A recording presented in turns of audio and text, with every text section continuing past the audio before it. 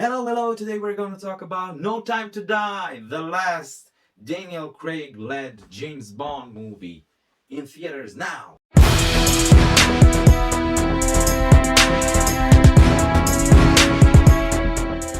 No Time to Die is the latest and last installment of the Daniel Craig-led James Bond movie franchise, this time directed by Cary Fukunaga of Beats of No Nations and True Detective Season 1 fame.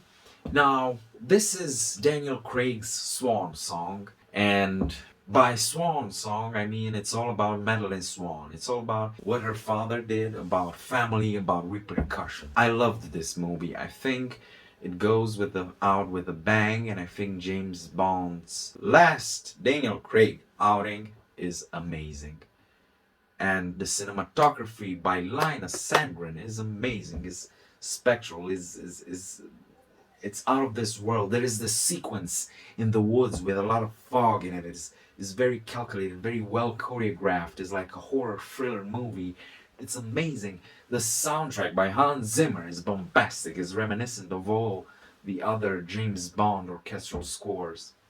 And Daniel Craig puts his all in this outing. Now, No Time to Die. It's about Bond being out of service, living a small, short-lived peace. Then his friend Felix Leiter from the CIA visits him and gives him an assignment. Now, I'm not going to tell you much more about the plot because this involves spoilers, but it has to do with Madeline Swan, it has to do with her past, it has to do with Bond's past. Of course, you've seen from the trailers that Christoph Waltz is again in the movie. You've seen that Rami Malek as Lucifer, Safin as the antagonist that has a weapon of nanotechnology. It comes off as a virus. Reminiscent of something? I think so. Well, the villain part I didn't love, I think Rami Malek was not giving enough story and screen time for his character. And we actually start with his character. The movie starts as an opening scene with the scene of Safin, Lucifer. And it's interesting how this... Actually, if you're gonna go see this, you have to see the other movies. Spectre, Skyfall, Quantum of Solace, and Casino Royale. This is a full circle arc for Daniel Craig's James Bond.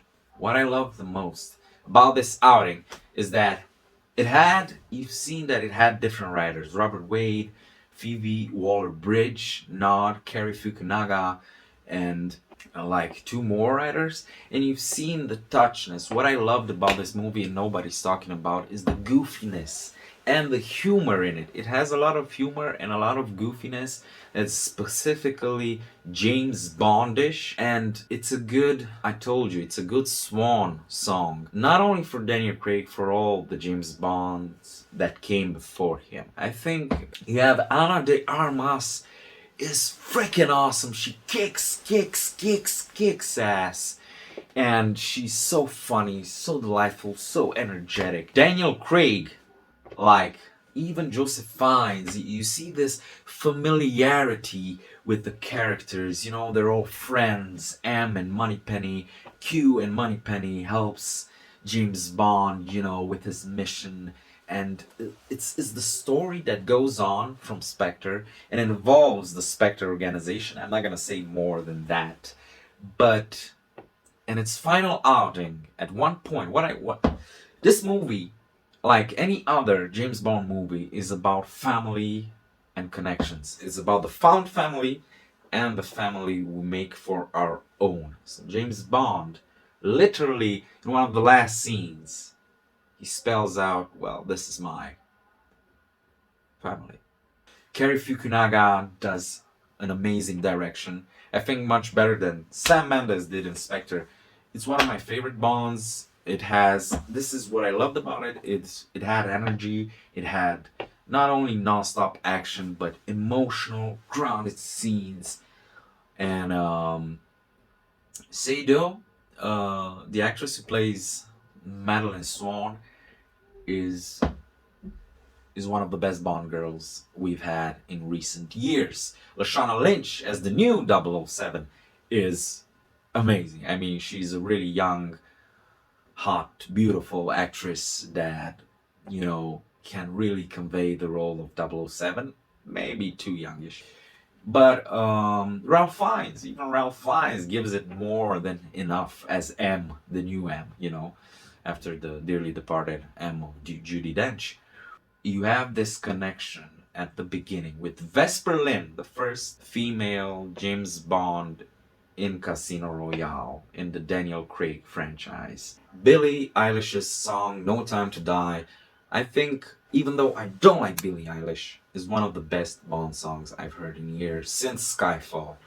You know, Sam Smith had a great tune, but Skyfall was one of the best. In my point of view, Chris Cornell's was good. Rami Malek's Lucifer Safin is a twirly, cliched, in a kind of way, villain. Rami Malek plays him very cool, very steady, very meticulous, you know, that kind of villain, you know, Dexter-like villain. He's creepy. He's creepy enough, his creepiness and his strangeness is enough at one point, but he doesn't have enough screen time and he doesn't have enough character development. I get his motivations in a way, but they're not that great. He's not one of the greats. He's good. And you have this beautiful connection that is cut off. It's like, it's all about cutting off past roots and making new beginnings.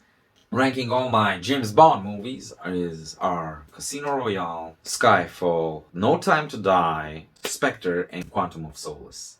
So, No Time to Die is in between the best and the worst. James Bond is not the worst, it's not a bad movie, it's actually a great, entertaining, humorish, even goofy movie at some point. And you say, goofy? It's the last outing. Must be serious. It has serious, dramatic moments and impactful moments for the franchise going on and going forward. And I think you'll love it. Don't hate on it. Everyone, what's wrong with you? What's wrong with you? Why do you hate on this movie? This is wonderfully, fully realized movie. The ending is, I'm not gonna spoil it. I think just the ending ticked me off, you know? If the ending was a little bit different, I would have loved it, you know? It's going off with a bang, but it left me teary-eyed in the cinema, you know? It left a hole inside of me in the cinema, saying that, shit, this is really the last freaking time we are going to see Daniel Craig's Bond. You can't undo that. Yeah. So, go see No Time to Die, people. It's amazing.